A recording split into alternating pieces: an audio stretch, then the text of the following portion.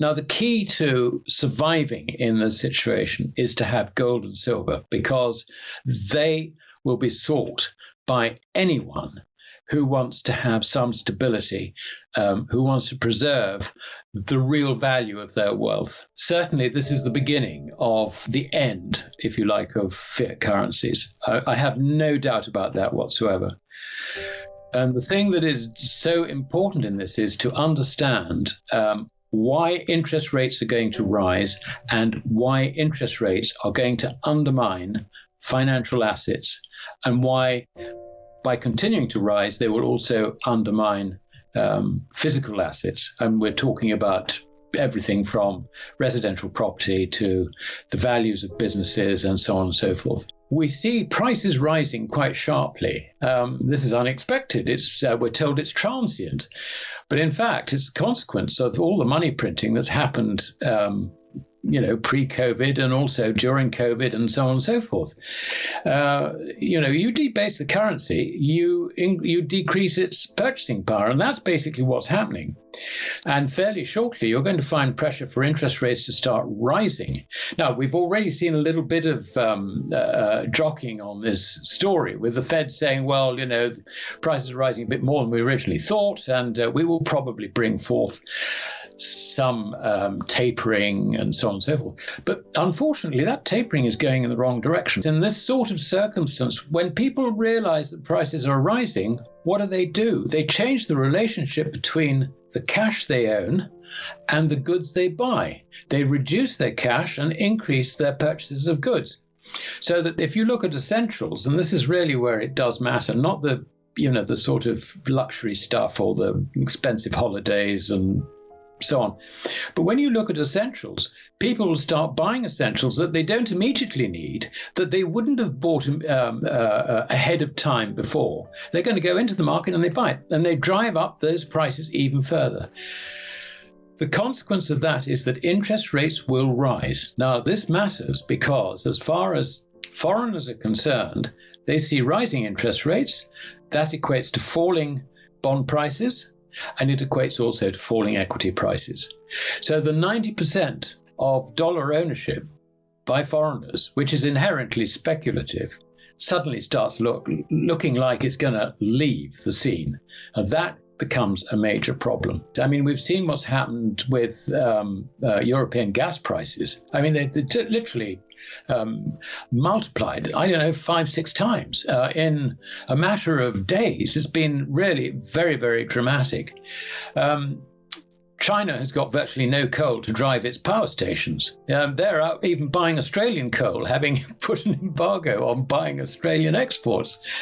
They are desperate. They're having to shut factories because of electricity power cuts. So there is a big global energy problem. And it is hardly surprising that now that we're all out from COVID, suddenly you have got problems. You have got supply problems. You have got logistics problems and all the rest of it. So prices are rising, and they're not going to stop rising.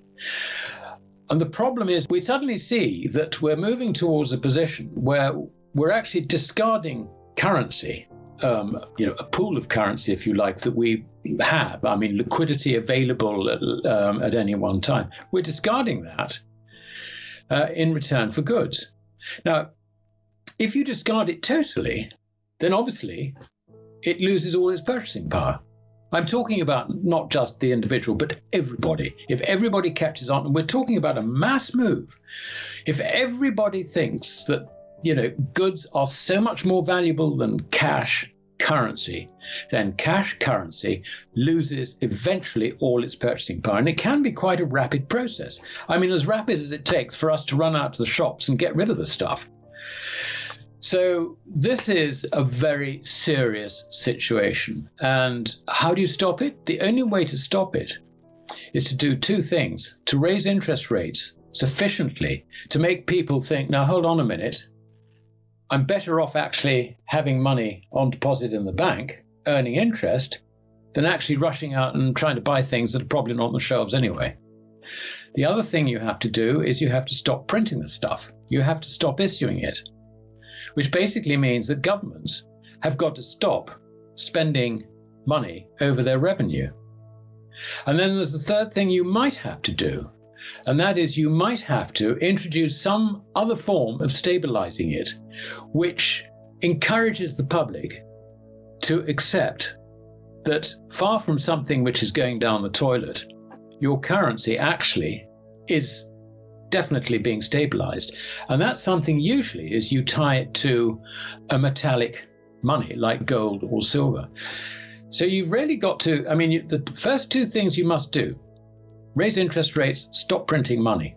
The third thing you might be forced to do, and that is to introduce some form of gold standard. And that's got to be credible if you do it.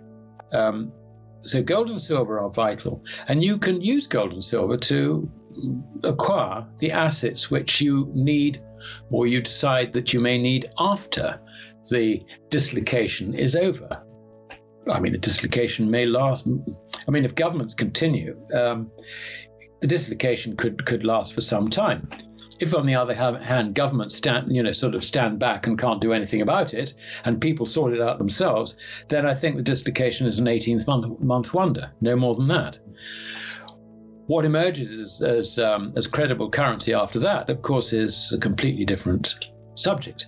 But until that bridge is crossed, then gold and silver are the only things that you can really use, which will be recognized as money by anyone else.